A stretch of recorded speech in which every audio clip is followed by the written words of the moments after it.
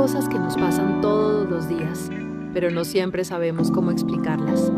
Este no es un video para darte respuestas, sino para pensar eso que a veces sentimos y no sabemos poner en palabras.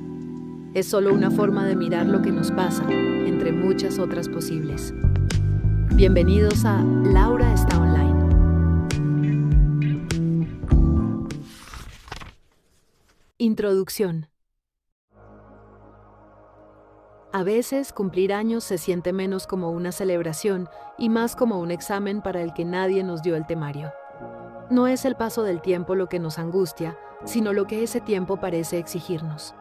Miramos el número, 20, 30, 40, y, de repente, el espejo nos devuelve una pregunta incómoda. ¿Quién es esta persona? No me refiero al nombre en el documento, al cargo en la oficina o a lo que dice nuestra biografía en redes sociales. Me refiero a ese núcleo, a esa esencia un poco desordenada que sobrevive cuando se apagan las luces y ya no hay nadie a quien impresionar. Es ese momento, justo antes de dormir, donde los títulos y los logros se sienten extrañamente ajenos, como si le pertenecieran a alguien que solo se parece a nosotros. Nos aterra el cambio de década porque las fechas funcionan como hitos, como muros que nos obligan a frenar y comparar quiénes somos con la versión idealizada que el mundo proyecta. Es esa sensación de entrar a una tienda de ropa y sentir que nada de lo que hay en las perchas nos queda bien, pero aún así intentamos probárnoslo. Pensamos, a los 30 ya debería tener esto resuelto, o a los 40 se supone que el camino es más recto, y en ese se supone es donde empezamos a perdernos. Es el choque constante entre nuestra identidad real, con sus dudas y sus ritmos lentos, y esa construcción social que hemos alimentado con tanto esfuerzo para no desentonar, para sentir que vamos al día con el resto. A veces me pregunto si el miedo no es a envejecer, sino a que el tiempo avance más rápido que nuestra propia honestidad. Quizás el vértigo aparece cuando nos damos cuenta de que hemos estado decorando una fachada para que los demás se sientan cómodos, mientras que por dentro la estructura está pidiendo a gritos un cambio de aire. Es una contradicción silenciosa. Queremos ser nosotros mismos, pero nos da pánico que ese nosotros mismos no coincida con el mapa que nos vendieron. Al final, cumplir años se convierte en una negociación constante entre la persona que intentamos sostener frente a los demás y esa otra que, en silencio, solo busca permiso para ser, sin importar lo que diga el calendario. Bloque 1. El desfile de máscaras. Pasamos gran parte de la vida diseñando versiones de nosotros mismos para diferentes escenarios. Es casi un acto reflejo. Entramos a un lugar y, sin darnos cuenta, ajustamos el volumen de nuestra voz, la postura de los hombros, incluso el tipo de palabras que elegimos. Está el yo profesional, ese que tiene todas las respuestas, que se muestra eficiente y seguro, aunque por dentro esté contando los minutos para llegar a casa y soltar el aire. Es esa versión que camina con paso firme por el pasillo de la oficina, habitando un personaje que sabe exactamente qué se espera de él. Y después salimos de ahí y nos ponemos la siguiente capa, el yo social, ese que asiente en las cenas, que se ríe de chistes que no le hacen gracia solo para que el silencio no se vuelva incómodo, o que opina sobre temas que en realidad no le interesan para no quedar fuera de la conversación. Es agotador, si lo pensás. Es como tener un armario lleno de disfraces y tener que elegir el correcto antes de abrir cualquier puerta. Incluso con la familia, donde se supone que estamos más a salvo, terminamos arrastrando roles de la infancia que ya no nos quedan bien. Somos el hijo responsable o la hermana divertida, repitiendo dinámicas de hace 20 años simplemente porque es lo que todos están acostumbrados a ver. Lo curioso es que nos adaptamos tanto que, con el tiempo, la línea entre lo genuino y lo adaptado se vuelve borrosa.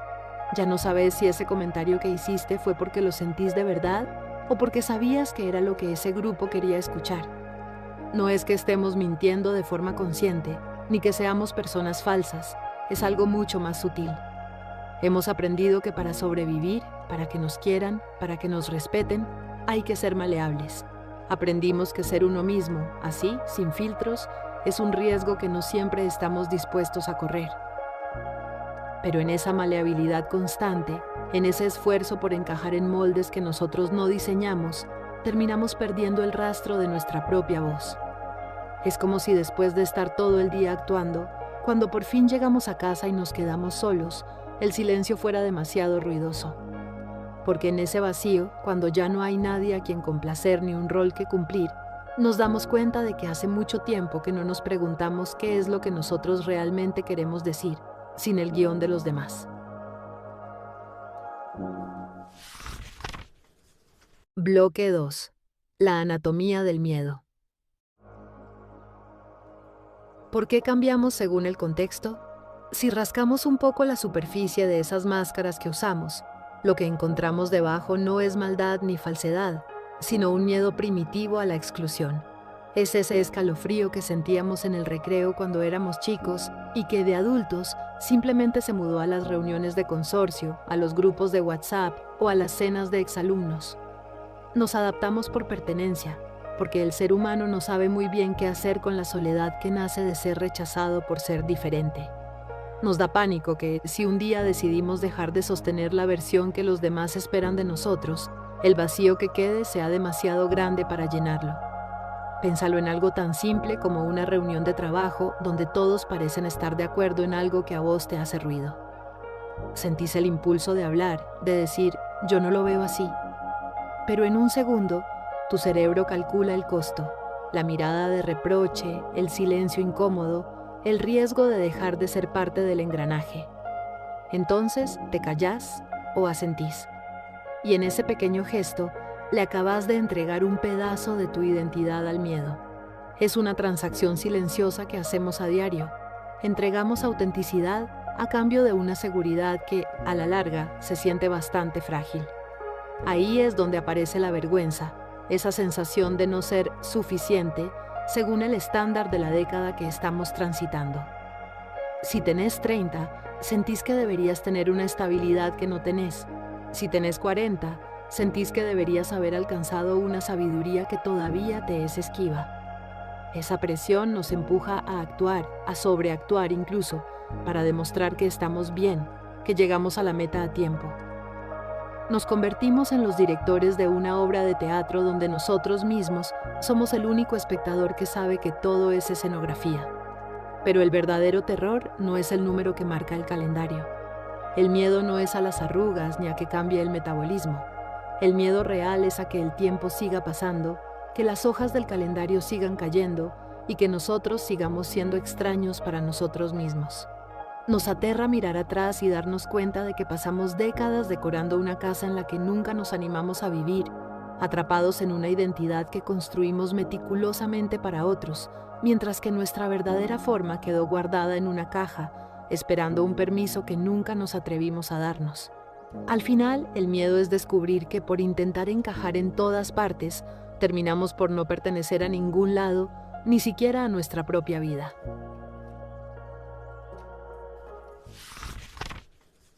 Bloque 3. El ruido del agotamiento. Sostener tantas versiones de uno mismo agota. No es ese cansancio que se cura durmiendo 8 horas, es un desgaste estructural, una fatiga que se te mete en los huesos después de pasar el día saltando de un personaje a otro.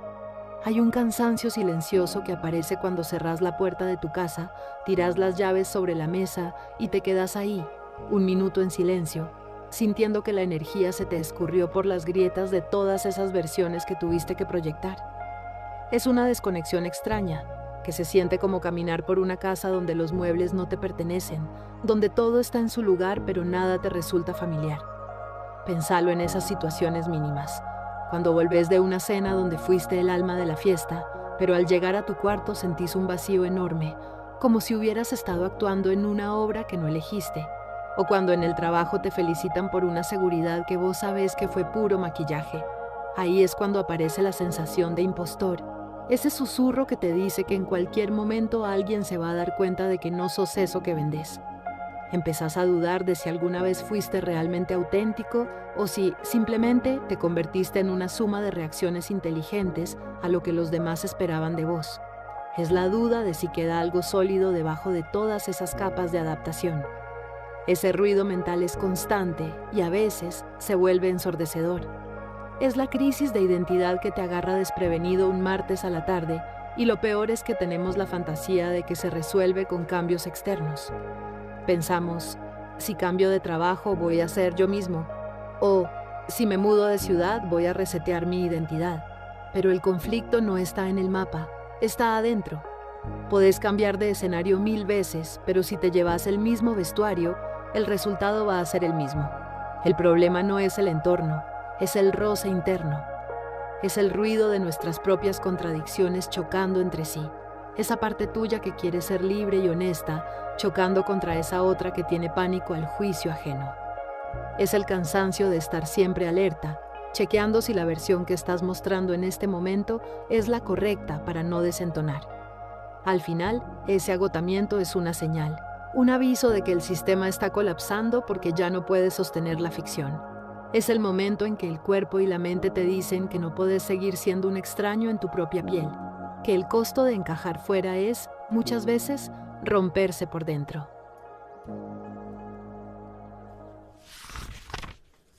Bloque 4. El arte de soltar. ¿Qué pasaría si por un momento dejáramos de sostener ciertas versiones de nosotros? Si simplemente soltáramos los brazos y dejáramos que esas estructuras que tanto nos costó levantar se cayeran. Da miedo, claro. Da miedo pensar que si dejamos de ser el exitoso, el fuerte o el que siempre puede con todo, no va a quedar nada. Pero quizás madurar no sea lo que nos contaron. Quizás no se trate de ir acumulando certezas como quien colecciona trofeos en una vitrina, sino de todo lo contrario. De tener el coraje de soltar las máscaras que ya pesan demasiado, esas que nos quedan chicas pero que seguimos usando por pura inercia. A veces, ese soltar se ve en cosas chiquitas, como cuando estás en una conversación y en lugar de dar la opinión que todos esperan para que el ambiente siga estable, te animas a decir, la verdad es que no lo sé, o ya no me gusta esto que antes me encantaba. Hay una liberación casi física en admitir que hemos cambiado. Aceptar la complejidad del yo implica entender que no somos una foto fija, sino una película en movimiento. Podemos ser muchas cosas a la vez, incluso cosas que parecen pelearse entre sí. Podemos ser ambiciosos y estar aterrados. Podemos ser independientes y necesitar un abrazo. Podemos ser profesores de nuestra propia vida y a la vez no tener idea de hacia dónde vamos. Entender esto es entender que cambiar no es traicionarse. No sos un traidor por no ser el mismo que eras a los 20. Eso no es inconsistencia, es actualización. Es como si el sistema operativo de nuestra identidad necesitara reiniciarse para no colapsar. La crisis de los 20, los 30 o los 40, con todo su peso y su angustia, es en realidad una oportunidad disfrazada de caos. Es el momento en el que las paredes de nuestra identidad vieja empiezan a agrietarse porque ya no contienen a la persona en la que nos estamos convirtiendo. Y en lugar de intentar tapar esas grietas con más máscaras o con más logros externos, quizás deberíamos dejarlas estar. Dejar que la autenticidad se filtre por ahí, como la luz que entra por una persiana que no cierra bien. Es en esa imperfección, en ese permiso para ser alguien en construcción, donde finalmente podemos respirar. Al final, soltar no es perderse, es encontrarse en lo que queda cuando ya no tenés que esforzarte por parecer nadie más. Es simplemente dejar de actuar para empezar a vivir en nuestra propia piel, con todas nuestras dudas y nuestra maravillosa falta de respuestas definitivas.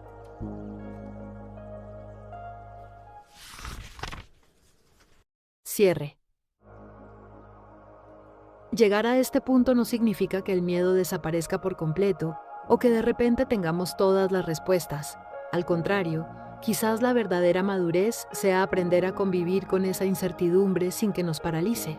Me pregunto cuántas veces nos privamos de experiencias reales por miedo a romper la imagen que los demás tienen de nosotros, por miedo a que si cambiamos de rumbo a los 30 o a los 40, alguien piense que fallamos. Pero, ¿quién define qué es fallar? A veces, el mayor éxito es, simplemente, dejar de sostener una mentira que ya no te deja respirar. Pénsalo en esas decisiones que parecen pequeñas pero que lo cambian todo.